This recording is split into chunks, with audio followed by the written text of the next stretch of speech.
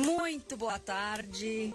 Estamos aqui no segunda-feira, 28 de outubro de 2019, às 15 horas. Eu sou Lígia Zottini e a gente vai mais uma vez diretamente na Rádio Blitz falar sobre tecnologia. Combater um pouco esse efeito Black Mirror, contando histórias de pessoas que hackeiam os sistemas, que juntam o melhor da tecnologia com o pior do humano. E hoje eu tô aqui com o Rafael.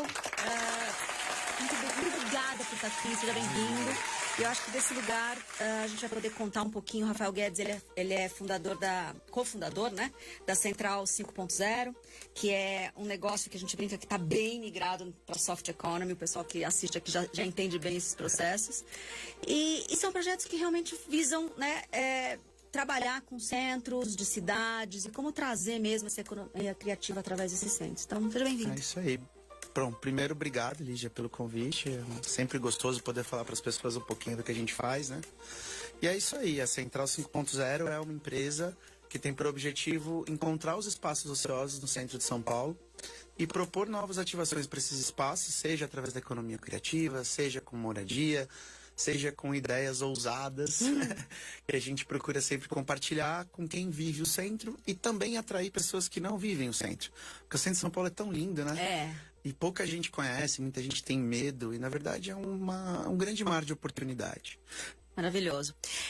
Rafa, antes da gente ir propriamente para a história, porque você deu aí uma entradinha, mas eu queria muito que você contasse a história. O programa hoje vai falar de o futuro precisa passar pelo passado. Eu acho que você é uma pessoa que já conseguiu migrar muita coisa do que seria revitalizar algo fisicamente. Para o futuro. Então você falou, eu não sou uma construtora, eu não sou um escritório de arquitetura, eu não sou... O que eu sou, né? Então conta um pouco da sua história e aí conta como é que foi migrar tudo, porque é bem pesado você falar assim, olha, eu não sou nada disso e ainda assim faço projetos bem grandes, que é o que você vai contar. Exato. Então assim, para fazer futuro precisa passar pelo passado. Bastante. Esse passado começa lá em 94, né? Meu primeiro emprego, que foi como estoquista de tênis na Rua São Bento. E depois disso eu acabei indo para o mercado financeiro, eu trabalhei 18 anos no mercado financeiro, tive a oportunidade de, durante 10 anos, desenvolver produtos fora de prateleira dentro do middle market para diversos setores da economia. Isso me deu uma abertura de consciência muito grande, né? A gente conhecia muita gente em muitos lugares, muitas formas de fazer, e isso abre várias oportunidades. Em 2014 eu resolvi sair do mercado financeiro para empreender na área de construção civil, que sempre foi um sonho meu. Começou pela construção civil, pelo quadradinho, e eu fui parar de volta no centro de São Paulo. Especificamente ali do lado da Bolsa de Valores, na Praça Antônio Prado, e eu encontrei minha paixão. Eu comecei a olhar para o lado e ver o quanto o centro da cidade estava abandonado naquele momento. E eu comecei a perceber, foi até uma lição que eu aprendi muito no mercado financeiro, que a gente tem que cuidar do nosso quintal. E eu comecei a fazer contato com todos esses vizinhos e entender o porquê que eles não cuidavam dos imóveis deles, quais eram as dificuldades, quais eram os entraves, fossem públicos, fossem realmente por questões financeiras. E a gente começou a fazer algumas coisas para que tudo isso mudasse. Tivemos a oportunidade de fazer alguns retrofits ali na região, que trouxeram bastante... Explica retrofit, porque quem não está no meio não sabe. Retrofit é pegar algo que já existe, que teve uma função social e econômica grande em algum momento, e que deixou de ter por obsoletidade.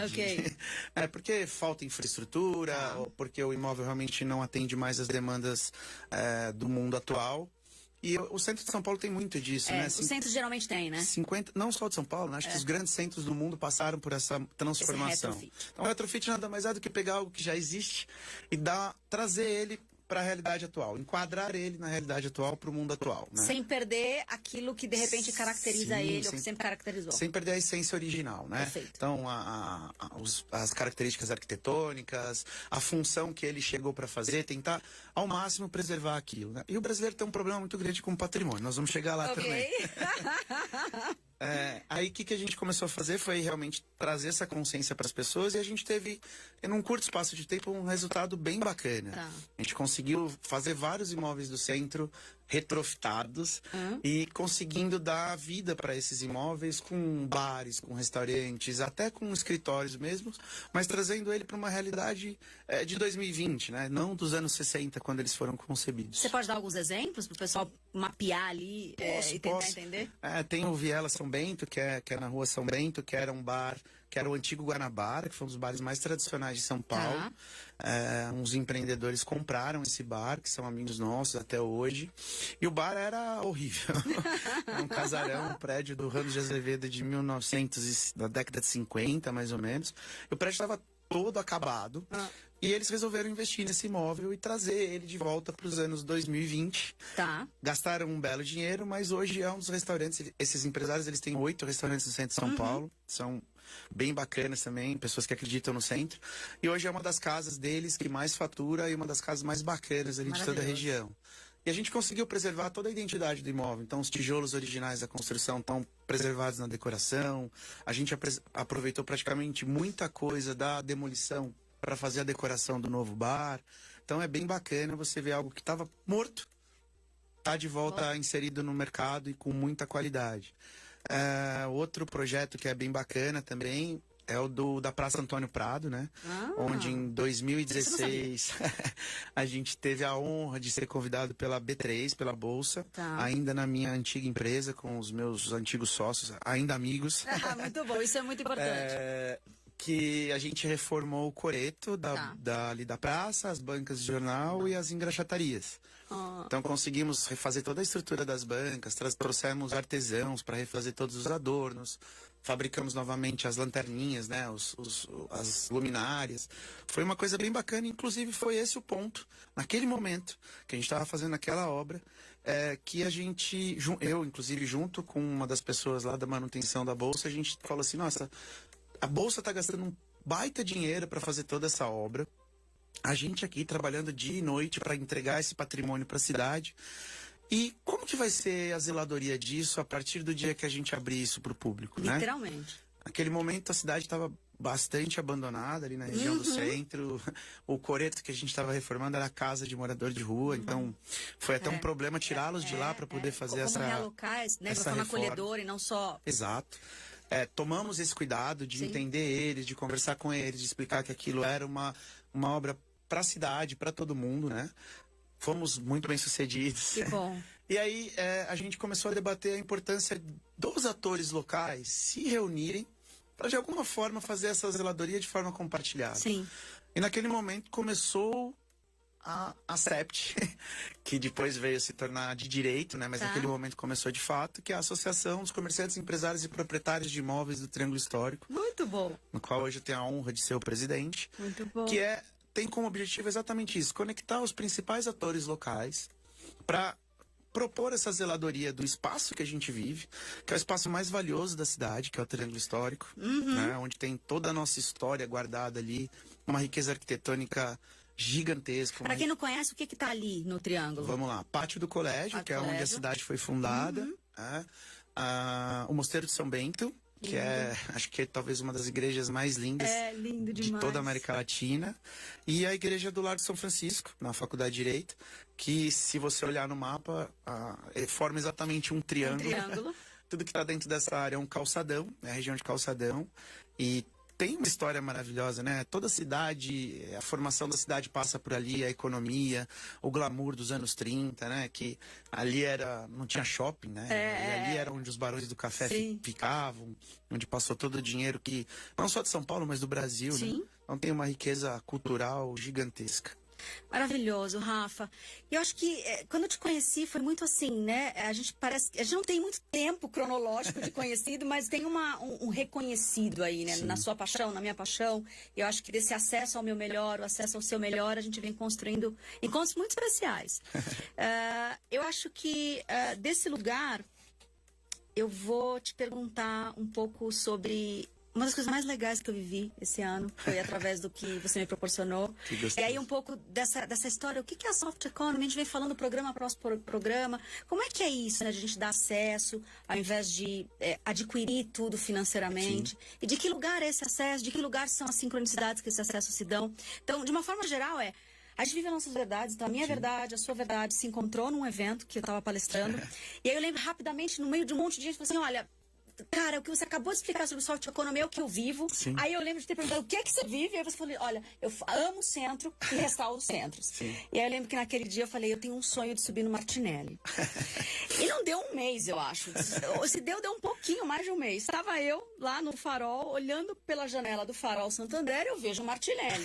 E mando um WhatsApp pra você, olha, o sonho continua de pé. Ele falou assim, bom, se você quiser ir no final do dia hoje ver o pôr do sol lá, a gente resolve isso. E a partir daí você me deu uma experiência linda, que foi subir no Martinelli, capitaneado aí sobre o que você vem fazendo ali no centro. Então conta um pouco da história do prédio, né, pra quem não conhece. Sim. E foi uma das vistas mais lindas. Eu já subi, eu amo rooftop, eu já subi em muitos rooftops no planeta. Sim.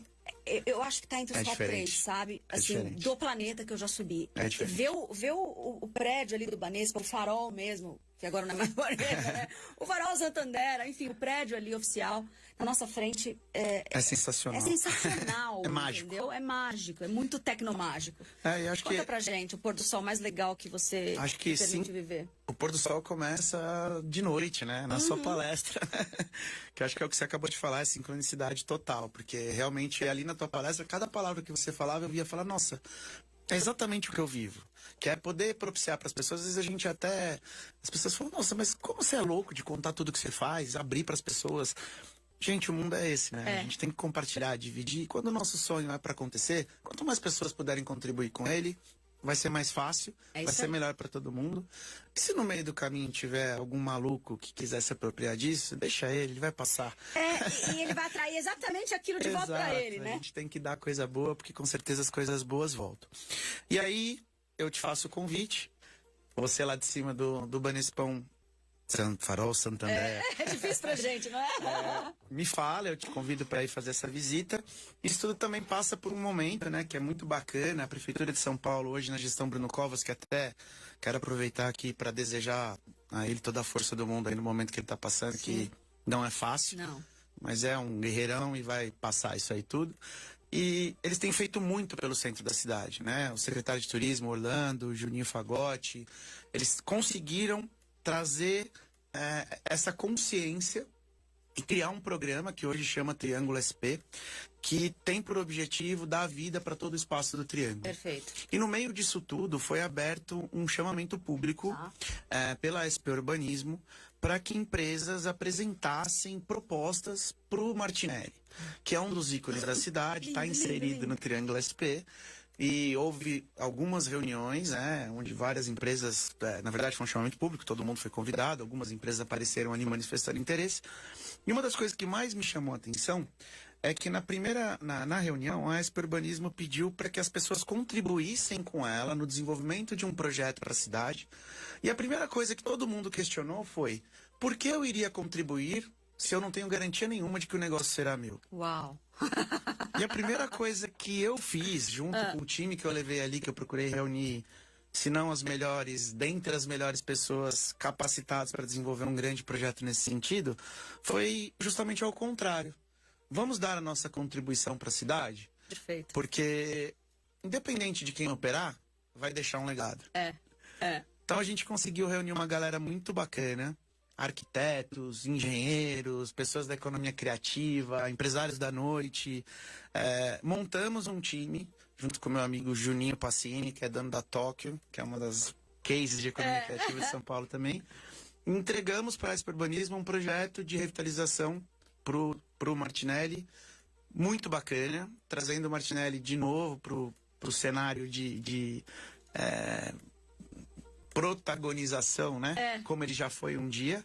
E todo esse processo me deu uma abertura muito grande com os funcionários e com uma pessoa muito especial, que é o Cabral, que é o Relações Públicas do prédio, que é uma pessoa maravilhosa e que todas as vezes que eu quero levar uma pessoa para mostrar, ele me permite subir lá e mostrar a cidade pelos olhos dele, pelos meus olhos. Obrigada, Cabral.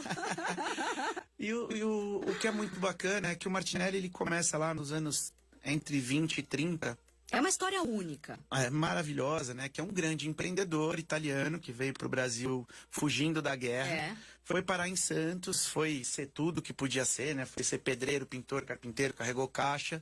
No fim, esse cara começou a fazer comércio exterior. Do comércio exterior, ele se tornou um dos maiores donos de frotas de navio. É muito louca a história dele. Com essa grana que ele fez com as frotas de navio, ele comprou um terreno em São Paulo, na esquina da Avenida São João. O sonho dele era construir um grande edifício. Vendeu todos os navios e construiu o Martinelli, que passa aí uma história maluca, que era para ter só 14 andares. Depois ele chamou o sobrinho, virou os 30 andares que tem hoje. Mas construiu o primeiro arranha-céu da América Latina, o primeiro prédio de 30 andares da América Latina, que durante alguns anos foi o maior prédio efetivo mesmo. E ele é lindo, assim, ele é cor-de-rosa e ao mesmo tempo ele tem uma coisa meio... realmente, magia. é uma magia. Assim, quem não... vai dar uma gugada e dá uma digitada no edifício Martinelli, porque é o único aqui. Ele ainda tem uma puta mansão. Não, em então, cima, acho que você uma olha das pra coisas cima, mais aquilo. especiais foi a paixão dele pelo imóvel, porque o imóvel está construído exatamente no coração da cidade, né? No centro do centro, que é no nascimento da Avenida São João. E dali de cima você tem... É o único lugar que você consegue ter uma visão 360 graus de São Paulo. É. E com E uma lindo. coisa maravilhosa, né? Ele construiu a casa dele no último andar. É. Então é uma vila italiana, É linda. no 30º andar de um prédio em São Paulo, com varandas enormes, É. que dali de cima você consegue ver a cidade todinha. Você vê Serra da Cantareira, você vê Serra coisa mais Centro, linda do você vê mundo. Zona Leste, você vê Zona Sul, você vê Antenas da Paulista. Ou seja, um prédio dos anos 30 que ainda consegue trazer uma coisa tão fantástica para São Paulo e com uma magia diferente, né? Olhar o Farol Santander dali é a coisa diferente. mais linda do mundo. Entra lá depois no meu Instagram e pega os posts, os últimos 4, 5 posts, vão encontrar lá as fotos que eu fiz. É único aqui. Sim. Bom, a gente está fechando aqui. Esse foi mais um programa do Tecnomagia. Que delícia. Rafael Guedes falando sobre o futuro precisa passar pelo passado. Rafa, Sim. eu tinha um professor, tenho ainda, professor Chico, querido. Ele era meu professor de filosofia na faculdade e ele falava muito sobre as praças e os lugares públicos, né? Ele falou uma vez uma frase para mim que eu acho que a hora que eu te conheci, ela fez o real sentido. Ele fala assim, que as praças são lugares que é impossível de não ser habitados, tá? Eles são lugares habitáveis o tempo todo. Se você não cuida das praças, as sombras habitam. Sim. Mas ela está sempre habitada. Sim. E a hora que você cuida das praças, você permite que as pessoas, né, consigam viver naquele espaço comum. Perfeito. E aqui no Brasil a gente precisa ter esse resgate, né? A gente está muito acostumado a cuidar do que é proprietário. Exato. O espaço comum a prefeitura cuida. Alguém cuida que não sou eu. Né? Toda vez que a gente se depara com a necessidade de fazer algo que envolve além dos nossos interesses, é difícil, né? O brasileiro é bem complicado. A gente não vai na reunião de condomínio do nosso prédio e depois reclama que pintaram a piscina de azul e não de verde. Ou que deram a nossa vaga de garagem para o vizinho. Exato. Então, assim, a gente participar um pouco mais, né? Debater, discutir, tentar trazer as coisas boas para todo mundo, para uma comunidade. Eu acho que isso que importa é um pouco do que eu deixo aqui e do que eu faço lá no centro, tentando ajudar a revitalizar o centro a partir do Triângulo Histórico. Maravilhoso. E que a gente volte e possa habitar esse centro, que é o início da nossa história. Né? A gente não consegue construir futuro se a gente não honrar aquilo que veio antes. Né? As teorias dos sistemas aí vêm dizendo isso por todos os lados. Se você não honra, não tem como sair. E o centro é uma das nossas raízes. É a nossa ali. história. Então, gente, muito obrigada. Esse foi o Tecnomagia, primeiro programa aqui de segunda-feira. A gente volta semana que vem, nesse mesmo horário. Foi uma honra mais uma vez. Muito obrigada. Obrigado, gente. Obrigado, Li. Obrigada, Rafa. Honra demais. Muito bom. Gratidão.